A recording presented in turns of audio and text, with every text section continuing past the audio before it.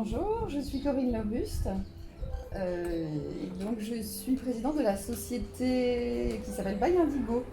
Cette plaquette. D'accord. Donc l'image qui vous correspond le plus à vous, à ce que vous êtes.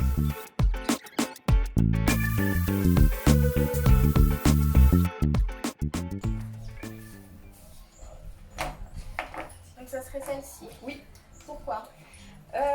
Alors celle-ci me correspond, en tout cas me parle plus parce que c'est des directions, c'est des panneaux, c'est l'étranger qui correspond complètement à mon métier et à By Indigo. D'accord. Et By Indigo, c'est quoi? Donc By Indigo est donc spécialisé dans le linge de maison. Avec une spécificité, c'est un développement des produits pays au maximum, tant dans les choix couleurs que dans une fabrication pays. C'est mieux qu'on puisse le faire ici. Il n'y a pas de filière textile, mais en tout cas, on a des couturières qui sont extrêmement performantes et qui permettent aujourd'hui d'avoir une approche vraiment sur mesure pour nos clients.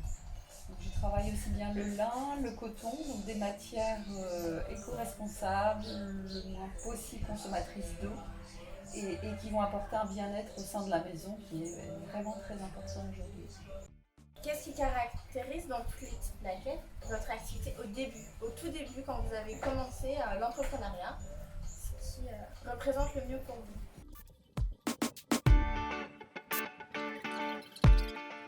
Oui, ben là, voilà, celle-là.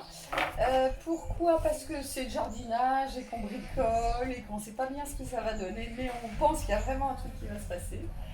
Et que dans l'idée, on plante une petite graine et qu'à terme, au mieux, ça devient une forêt, un pays. Voilà. Donc, c'est vraiment de faire grandir, faire pousser. D'accord. Ça parle beaucoup, effectivement. Je vais vous laisser garder les plaquettes et je vais vous demander maintenant, à l'heure actuelle, laquelle représente votre activité? Entre ces deux-là? Entre juste celle-ci. Celle-ci? Oui. Dans ce paquet-là? Dans ce paquet-là. J'ai envie de vous dire que ce sera toujours la même parce que quand on est dans une activité d'entrepreneur, c'est au quotidien qu'on réfléchit à faire pousser, à faire grandir et que les choix se prennent tous les jours. Même si on essaie d'avoir une stratégie claire et définie, néanmoins, je persiste à penser qu'on grandit tous les jours. C'est vraiment dans ce sens-là que je pense. D'accord. Je persiste. Et du coup, on va parler un peu de la couveuse maintenant. Donc, pendant combien de temps vous êtes restée en couveuse? Alors, je suis restée en couveuse 3 ans. Oui, 2 ans et demi, 3 ans. Le maximum. Le maximum, exactement. Non, c'est vrai. Oui, 2 ans et demi, puisqu'il me restait 6 mois, je pense, avant qu'on me dise qu'il fallait que je prenne mon envol. D'accord.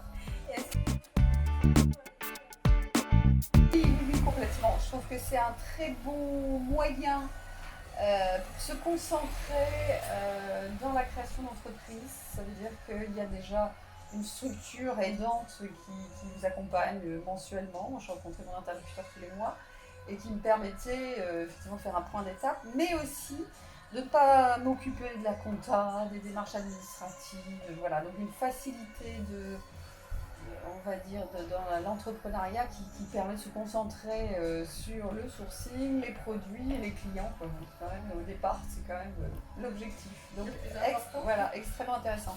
Et pas s'éparpiller dans des choses qui pourraient être effectivement chronophages. Voilà, concentration. D'accord. Et si vous deviez résumer, du coup, réussite en un mot? Couveuse, pépinière, petite poule, avec ses petits oisillons, mais c'est ça, c'est une petite poule. D'accord. Merci beaucoup. Moi, je vous en prie.